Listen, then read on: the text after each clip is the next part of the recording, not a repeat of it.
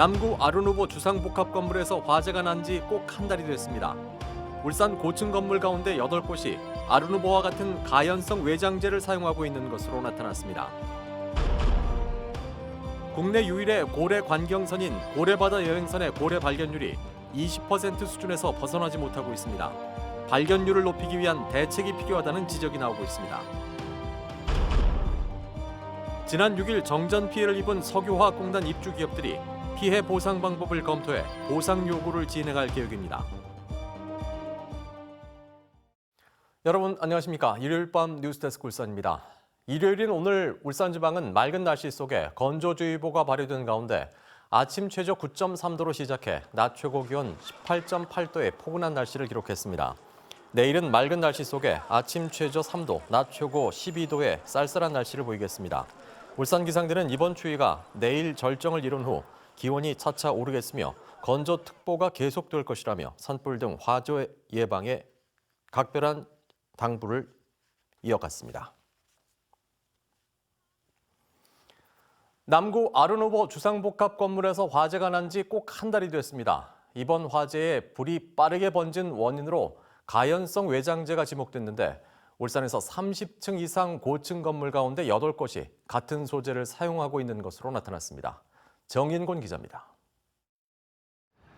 33층 건물 전체가 순식간에 화염에 휩싸입니다. 소방관들은 시뻘건 화염으로 가득 찬 건물 안에서 진화 작업을 벌입니다.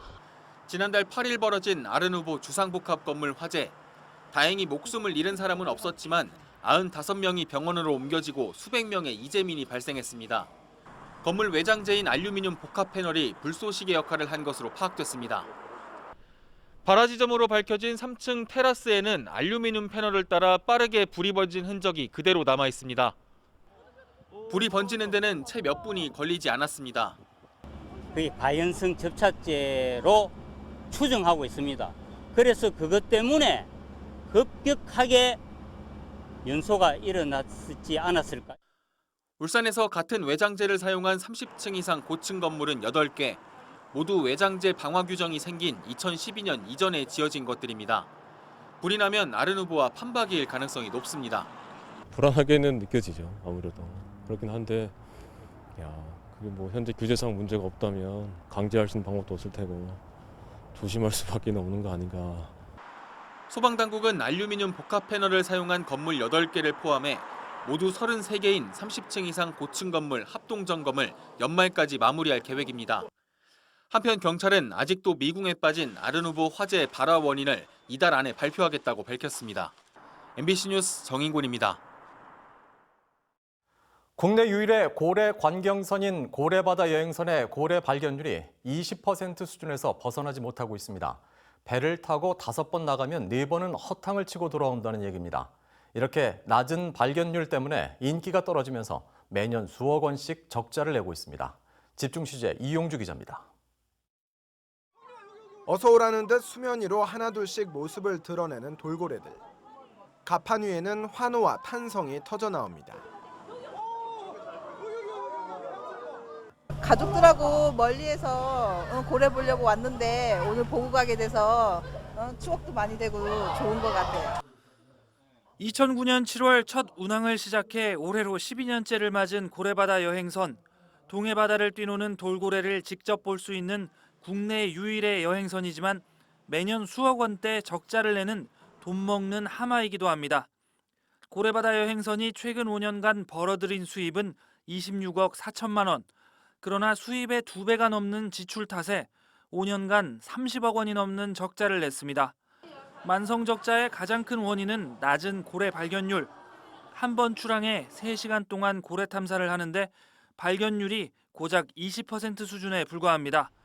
5번 나가서 4번을 허탕치다 보니 실망한 손님들이 더 이상 찾아오지 않는 겁니다.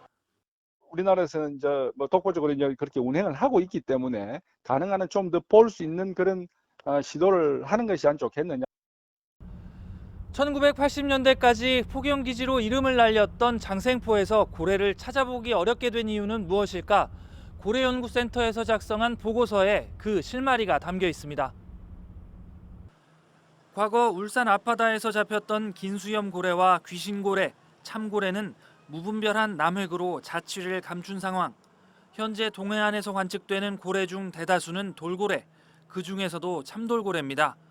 고래연구센터가 2000년부터 17년 동안 배를 타고 동해바다에 나가서 조사한 결과 참돌고래는 포항 영일만과 경주 양포 사이에서 가장 많이 발견됐습니다.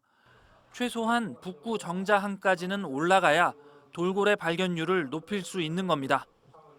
경주 양포하고 구룡포 사이에서 참돌고래 발견율이 높습니다. 그래서 항로를 그 가까운 쪽으로 하는 것이 발견율을 높이는.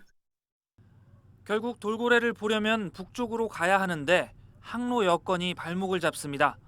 해양수산부가 짠 현행 울산 항로에 따르면 고래바다 여행선은 남쪽으로 1시간 거리를 내려갔다가 다시 올라가야 하는 경로입니다. 돌아올 때도 마찬가지입니다.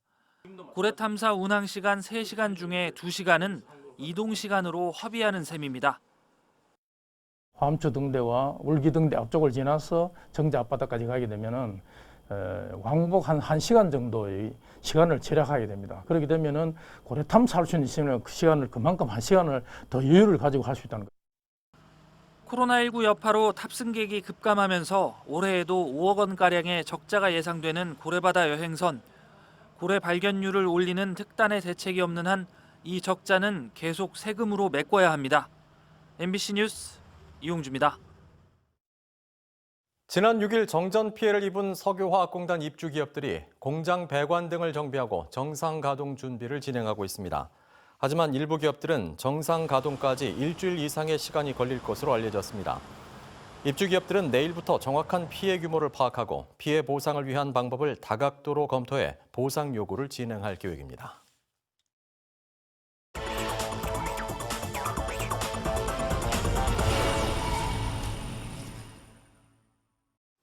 울산시가 남구 옥동에 있는 군부대를 이전하고 그 자리에 대체 시설을 건설하기 위한 기본계획 수립에 나섰습니다. 시는 이를 위해 2억 4천만 원을 들여 올 연말까지 옥동 군부대 부지에 대한 부동산 수요 분석과 개발 계획을 위한 용역을 추진합니다.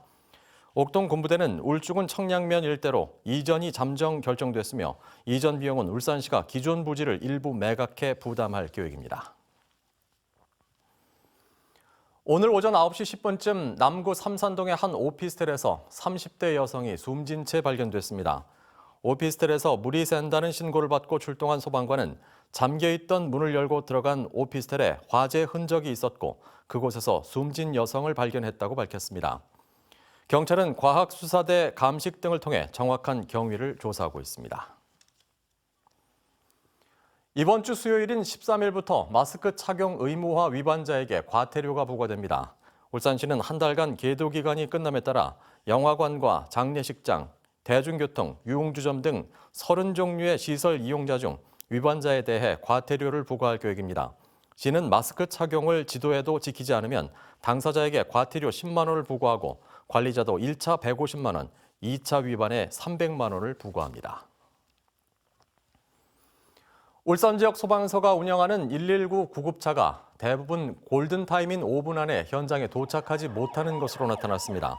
울산 소방본부 자료를 보면 올해 울산 지역 구급차가 신고를 받고 현장에 도착한 시간은 온산 소방서가 8분 3초로 가장 늦었고 중부 소방서 7분 15초, 남부 소방서 6분 43초 등으로 골든타임인 5분을 넘었습니다. 울산지방법원은 불법 대부업체를 운영하며 소액대출을 해주고 높은 이자를 받아 가로챈 혐의로 기소된 2명에 대해 각각 징역 1년을 선고하고 추징금 3,500만 원을 명령했습니다. 또 공범 4명은 범행 가담 정도에 따라 징역 8개월에 집행유예 2년, 300에서 500만 원의 벌금형을 선고했습니다.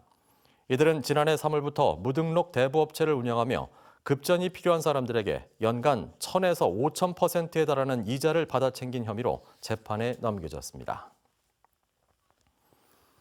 프로축구 울산 현대가 오늘 전주 월드컵 경기장에서 열린 전북 현대와의 FA컵 결승 2차전을 1대2로 져 FA컵 준우승에 그쳤습니다. 울산 현대는 전반 4분 주니어의 빠른 선제골로 우위를 보였지만 후반 8분과 26분 동점골과 역전골을 허용하며 1대2로 승부를 내줬습니다. 울산 현대는 지난 1일 막을 내린 K리그 1에 이어 FA컵도 전북 현대에 우승을 내줬습니다.